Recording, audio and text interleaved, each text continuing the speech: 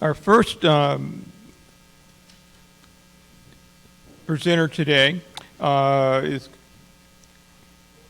great friend, and that's the other thing. I'm going to have to keep the introduction short.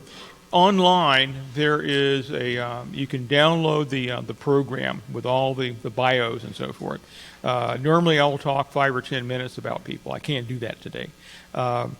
So Tom was going to talk about West Virginia Motorsports history. And so, Tom, we're waiting on you, so take it away. Tom, if you want to go ahead and share your screen. We're a little ahead of schedule here, but that's okay.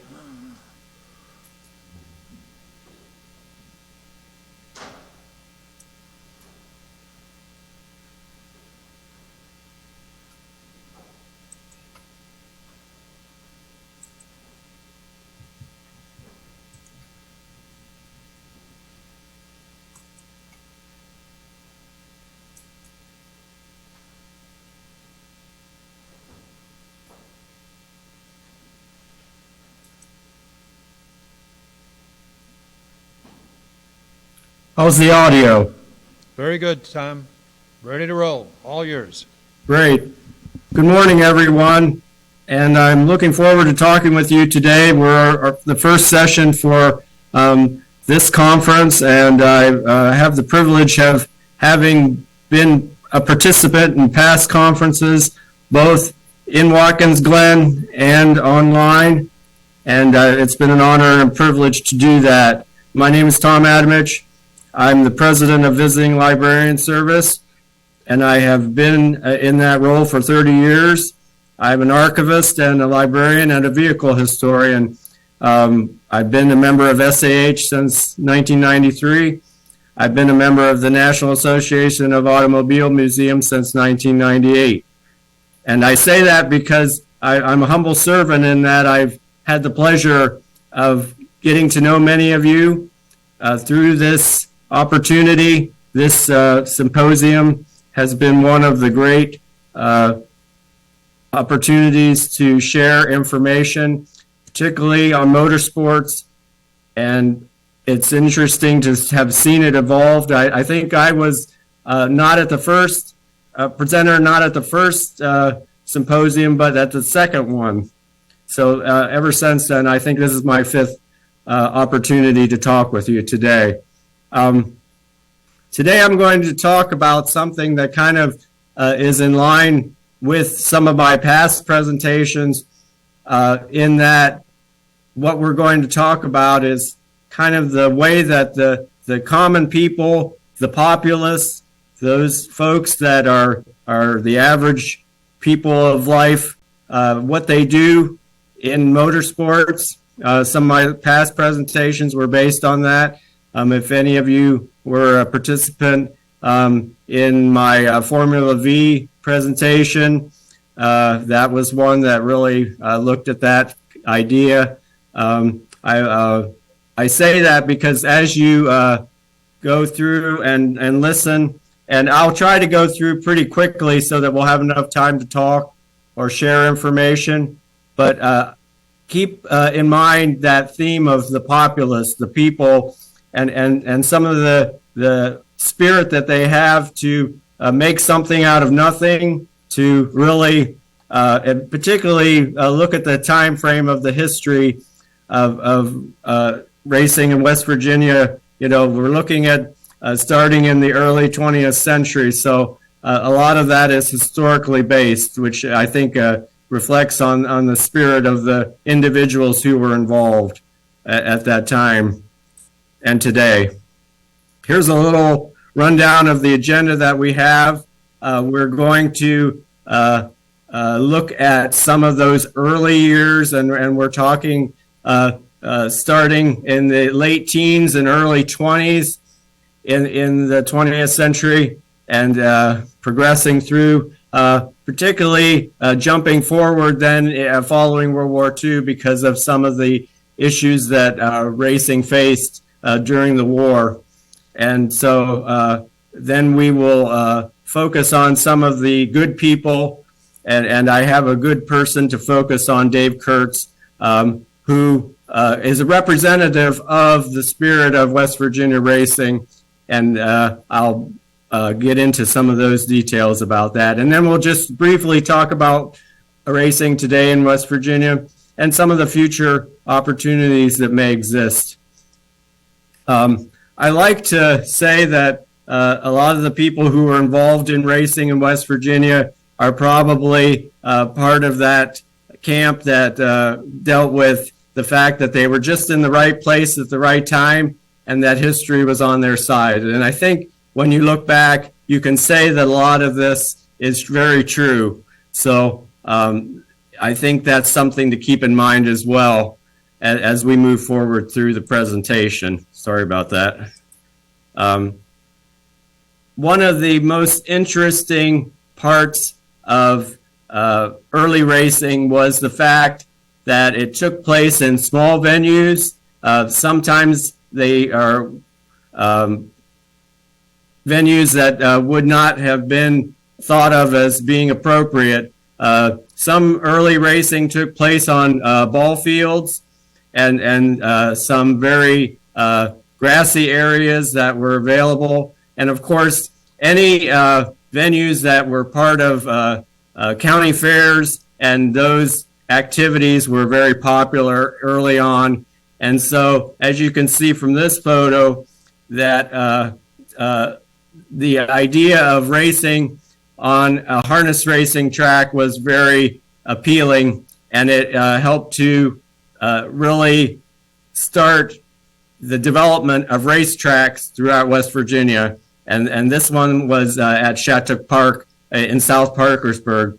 And as we go through, you'll see various regions of the state progressed at different times, and that part of the northern part of West Virginia, somewhat close to the Ohio border, really was one of the first areas that developed, probably because of that influence of Ohio and Pennsylvania in the geography. So another area, of course, the population center, for those of you who know West Virginia, still is based in Charleston, in the capital area. So it was a logical choice for development. And Dunbar, which is in that South Charleston area of the Metro Charleston area, was one of the biggest early tracks. And as you can see, they started probably in the mid-teens to have auto racing and motorcycles. And I include that because, again, our motorsports focus, we think of cars and we think of that vehicle type, but we want to always be cognizant of some of the other vehicle types that did evolve during that time, and the opportunities for racing and competition. As you can see, again, Dunbar was one of those early places, and it really, I think, speaks to the fact that there were opportunities for development beyond what had been a traditional harness racing track, and of course improvements were very much part of that. The fact that in this case at Dunbar, clay was brought in as a surface, and really giving the opportunity for the infrastructure to be developed, including grandstands and those spectator areas and participant areas. The pits and the spectator areas to be developed were also part of that progress. The later racing, as you went into the 20s and the early 30s, most of those open wheel type race cars that we were familiar with from that era then began to be the dominant vehicle type. Prior to that, most of the vehicles were modified passenger cars, and you'll see a trend back to that as we move on in the presentation. But the open wheel cars were very specialized and very much targeted toward very organized racing. And this was, again, the dominant racing type during that period. I jump forward to World War II because I think it's significant to say that the war did pause a lot of the racing events, and it was something that I think that after the war, the pent-up demand that did exist was really probably what gave the sport, especially in the state, that real catalyst to move forward and become extremely popular, especially for the working folks, for the people who were owned. There was a lot of manufacturing that did exist within the state, especially in that area on the Ohio and West Virginia border, and in the Charleston segment, and over into Huntington to the west, and eastern Kentucky. So again, keep that in mind, because that really does have an influence on how racing and where racing took place. Now we can get into some of this idea of people taking, again, going back to that kind of modified stock car, what became a stock car type of racing, and the good people who were very ingenious and inventive to make something out of nothing. And as you'll see as we go through this part of the presentation, it's very interesting how that took place in the state. And as far as venues, the other parts of the state that, again, as populations and opportunities existed, they developed tracks. St. Albans became a big racing venue, as did Scott Field and Gillen Park. Again, Parkersburg, that part of the state had a lot of industrial influence, as did Williamson, Glenboro, and Pennsboro. Pennsboro being a location in Ritchie County, which is in that region. And then as you went west to Wellsburg and Weston, and then further west into the areas of Morgantown, which had a big steel area that not a lot of people know about, but definitely connected to its influence from Pittsburgh and that part of the state. But I mention that because as we get into some of these locations, you'll see how some of that post-war opportunity influenced the development. And I mention this again, these are some of these locations. Notably that Evans being one of the first tracks to have lights back in 1947. So again, they were putting resources into these venues, and they became very popular during the time. This is a good picture from Pennsboro, and as you can see, the area was still very rural, but it did have, and a lot of these tracks were those original harness racing tracks that also served multiple purposes. This is the first slide I want to show you about Dave Kurtz. I had the pleasure of meeting him and his lovely wife and talking with them personally. I worked briefly for the state of West Virginia for the Library Commission, and I drove from Charleston over. They lived in Weston, so I drove east on 79 to visit them. It was a really neat time because I think Mr. Kurtz really represents that person who could, again, make something out of nothing, and really some of the things that he did were just very interesting and inventive, and I think represented the common people and what they were trying to do and accomplish in the sport. He started racing at age 17. he actually had to get a note from his mother because he was underage. And so you can think back and look at some of the things today, and that's kind of an interesting juxtaposition that somebody had to go through that. But there again, I think people were very industrious and inventive, as they are today. So young people find a way, and he did. And he, again, was in that area of near Clarksburg and that Martinsburg area. So he enjoyed racing at Norwood Park, which was in Clarksburg, and then at the Pennsboro Rice Speedway, which is in Shinston, and some of the areas in that region, including Eldora Raceway in Fairmont.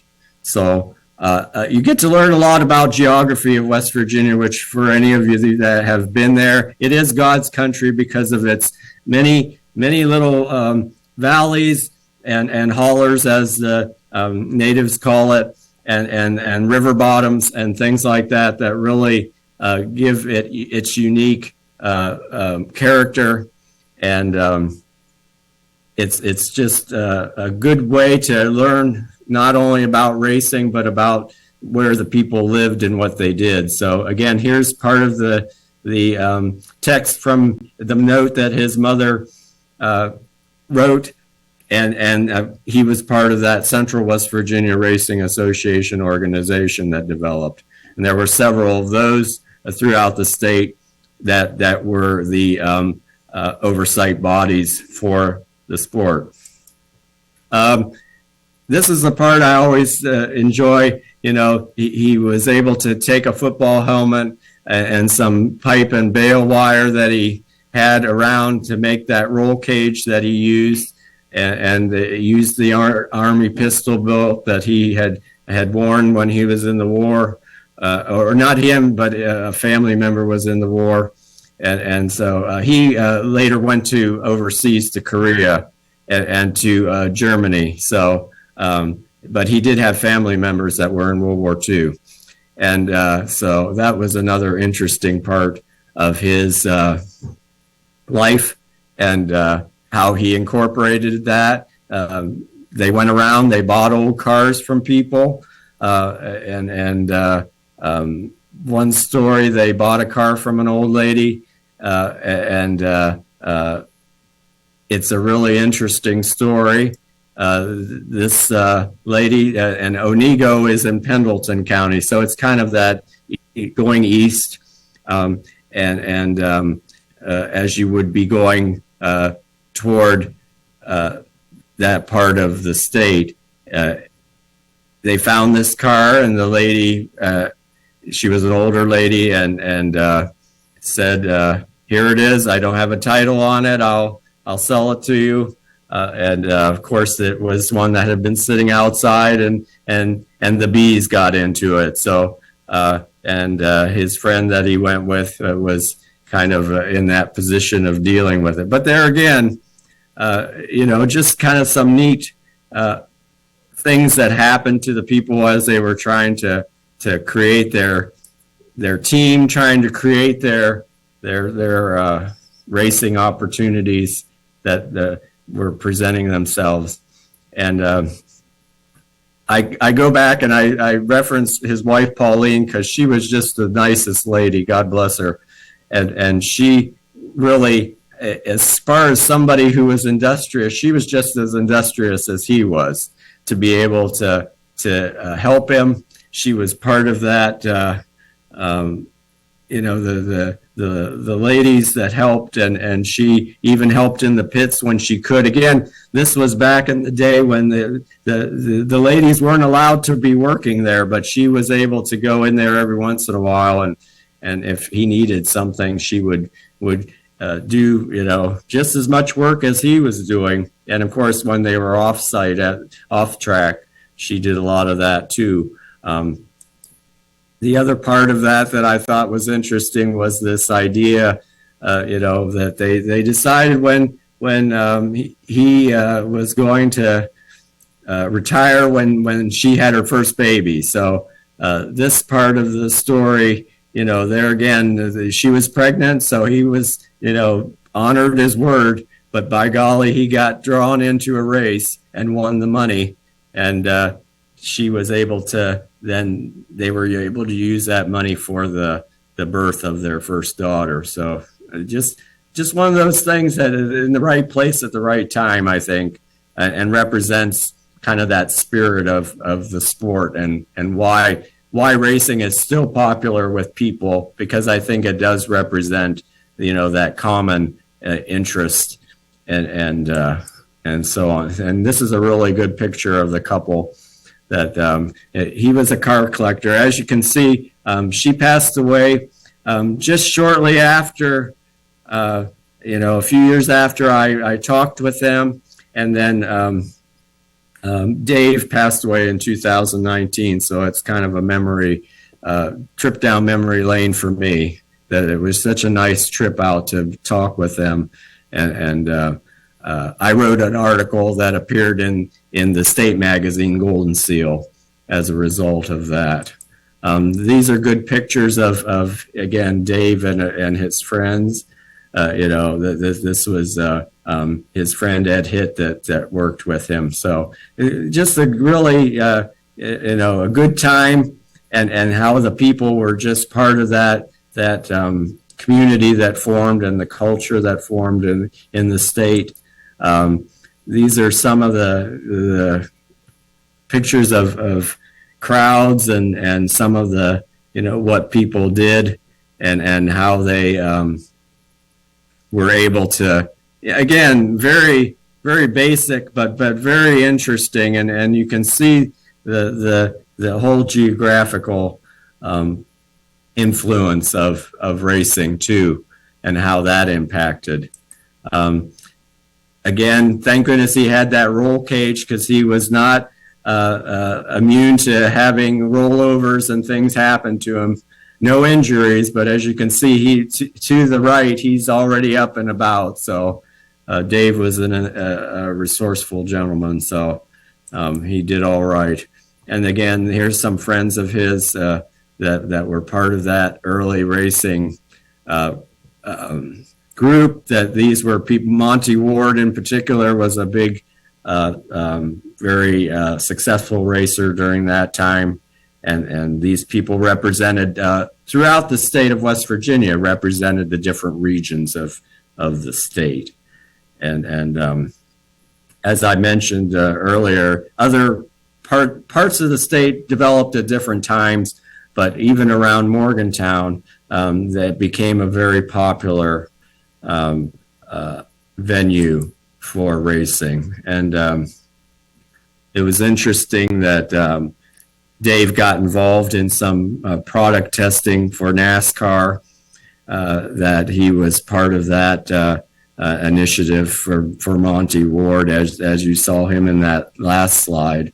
And then he went on and raced in those early races and venues that we're familiar with as far as NASCAR is concerned.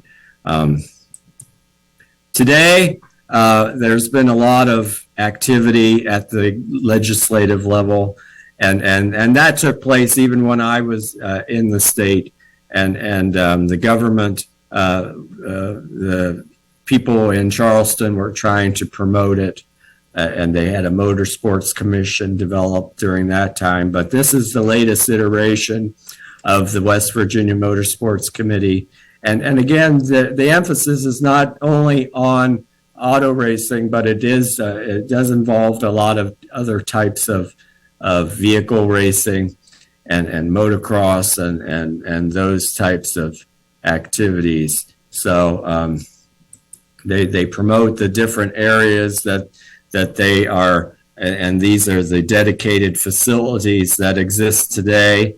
The areas that are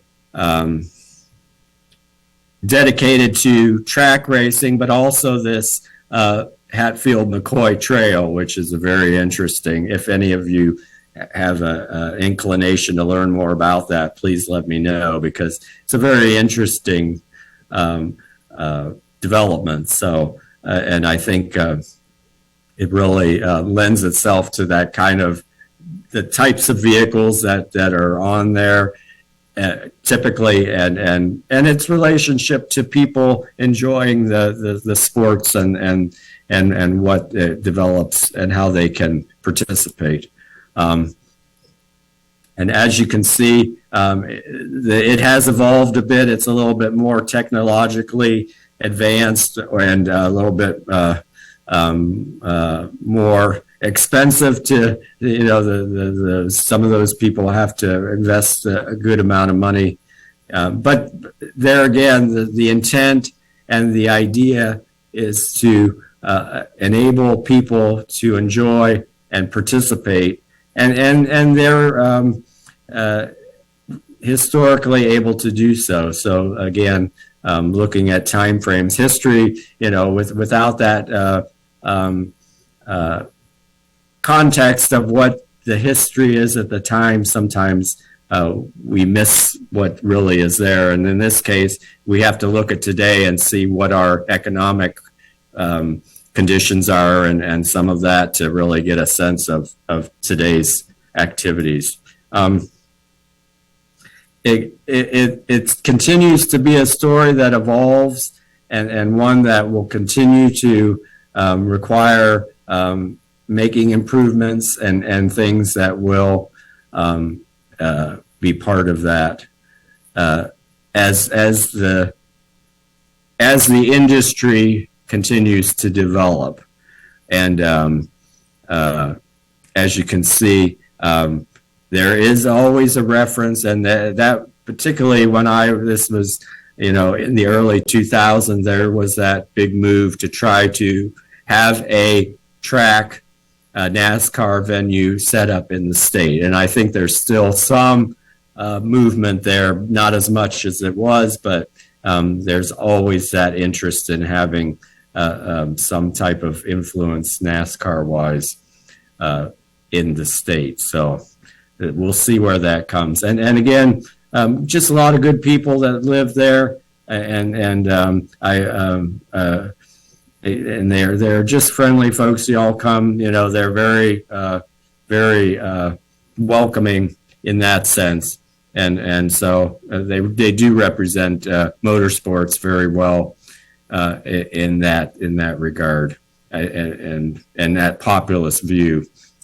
These are some of the sources again, and I encourage you to look at the West Virginia Encyclopedia if you'd like to go online. I'm happy to provide this deck for you if you're interested and to answer any questions.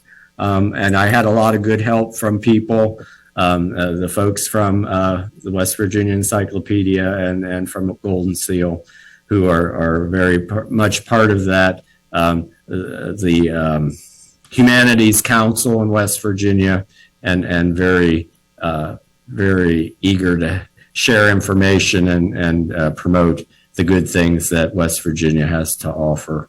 And here's my contact information.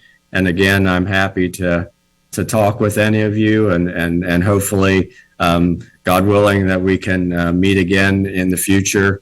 And I'll open things up to questions, and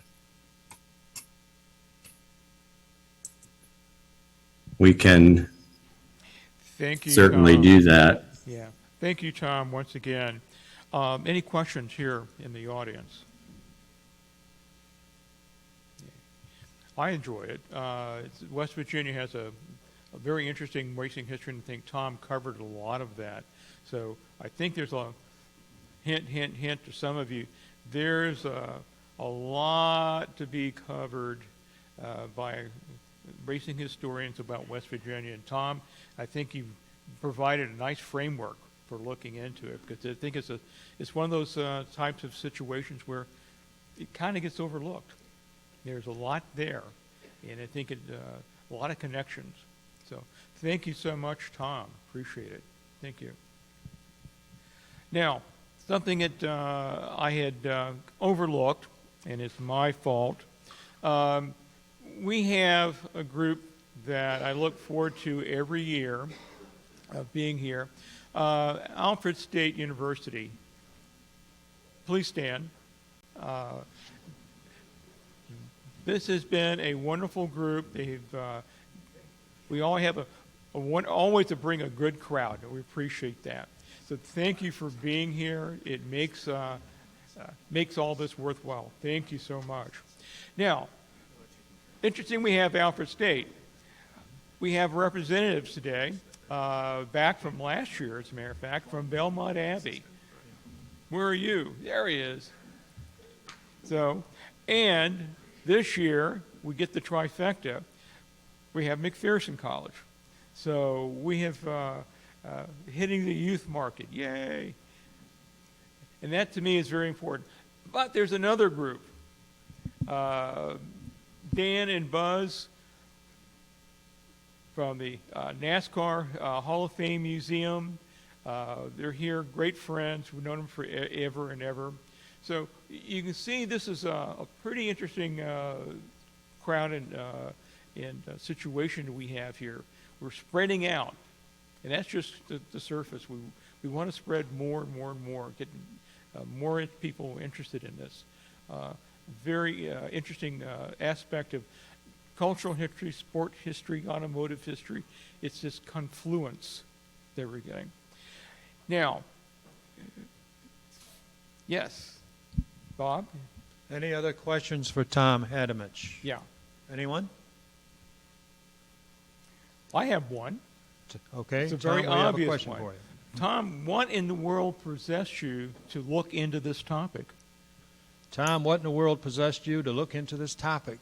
I think I know the answer, but go ahead. Well, I have to say, again, that whole populist idea and the understanding that racing really is that kind of grassroots type of activity, even in its upper echelons as it becomes that business model. And I think there's still that local aspect of people getting together, that people enjoy vehicles, they enjoy, the mechanical aspect of creating something out of nothing, and they still do it, believe me. Even where I live in Ohio, there's still, these small tracks all over the place where people get together and they have modified stocks and all those things. It's just amazing. And the young kids, it's just, that's what's heartening, that a lot of these kids learn skills and they're still doing it. So I think that was the part. And of course, my connection, the time that I did work in West Virginia, and I met a lot of good people, and just the idea that wanting to know what did it look like at different times in the state, and to be really, it's somewhat surprised at times that the area had such a very successful, and still does, a very successful racing climate. Thank you, Tom, for the presentation, and we're looking forward to having you come back in the future. Thank you so much for that. Okay, Tom, Thank you much. We appreciate it. Thank you. Okay, Take care. you too.